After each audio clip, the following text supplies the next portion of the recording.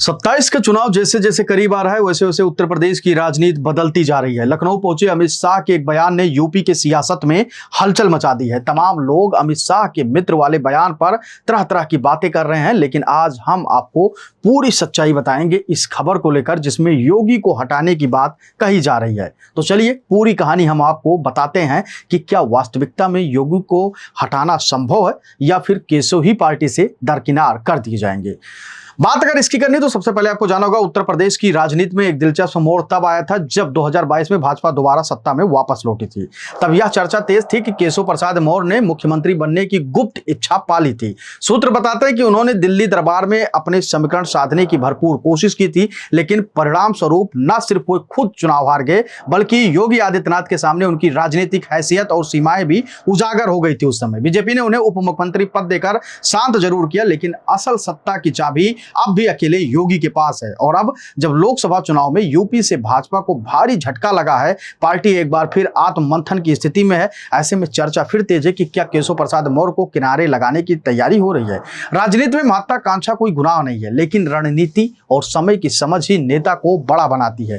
केशव मौर्य ने 2017 में भाजपा को ओबीसी वोट बैंक दिलाने में बड़ी भूमिका निभाई थी, लेकिन जैसे ही योगी सीएम बने और मौर्य को डिप्टी सीएम की कुर्सी मिली, दोनों के बीच दूरी साफ दिखने लगी। 2022 के चुनाव के बाद अंदर खाने यह चर्चा गर्म थी कि केशव प्रसाद मौर्य एक बार फिर खुद को सीएम के फेस के तौर पर दिल्ली में प्रेजेंट करने की कोशिश कर रहे हैं।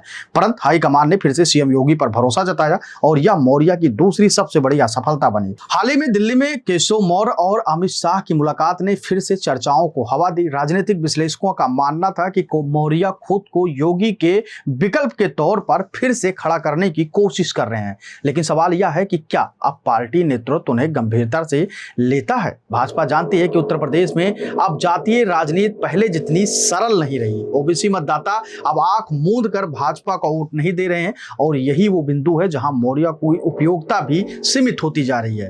भाजपा के लिए अब यह समय रणनीतिक है। यूपी में संगठन को नया रूप देना है, जमीनी पकड़ को मजबूत करना है और विपक्ष की एकजुटता का जवाब भी भारतीय जनता पार्टी को खोजना है। ऐसे में पार्टी अब उन फालतू टकराव नहीं चाहती। अगर केशव प्रसाद मौर्य लगातार मुख्यमंत्री बनने की महत्वाकांक्षा को आगे बढ़ाते रहेंगे तो यह भाजपा की रणनीति के खिलाफ जाएगा। ऐसी स्थिति में पार्टी उन्हें सिर्फ एक प्रतीकात्मक ओबीसी चेहरा बनाकर सीमित कर सकती है या पूरी तरह किनारे तक कर सकती है। योगी आदित्यनाथ की लोकप्रियता, जमीनी पकड़ और साफ राजनीतिक संदेश भाजपा की ताकत बनी हुई है।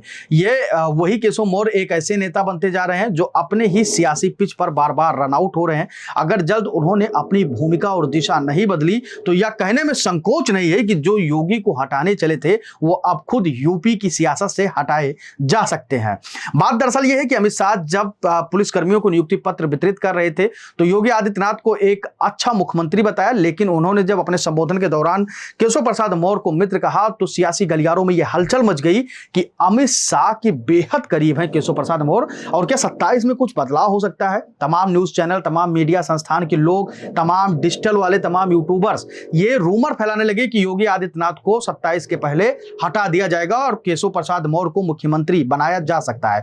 लेकिन उन सबका आकलन मैंने किया और सोचा कि एक बार क्यों ना केशव प्रसाद मौर्य की चीजों को और उनके व्यक्तित्व को लेकर, उनकी राजनीतिक दांवपेच को लेकर बात किया जाए। तो आपने देखा कि किस तरीके से वो 22 में चुनाव हारे, 27-24 के लोकसभा चुनाव में कुछ वो ऐसा नहीं कर पाए जिससे भारतीय जनता पार्टी केंद्र की जो नेतृत्व करती हैं उनको ऐसा लगे कि केशव प्रसाद मौर्य उतने बड़े नेता हैं जो भारतीय जनता पार्टी को उत्तर प्रदेश में अपने चेहरे से या अपनी जाति से चुनाव जिता दें।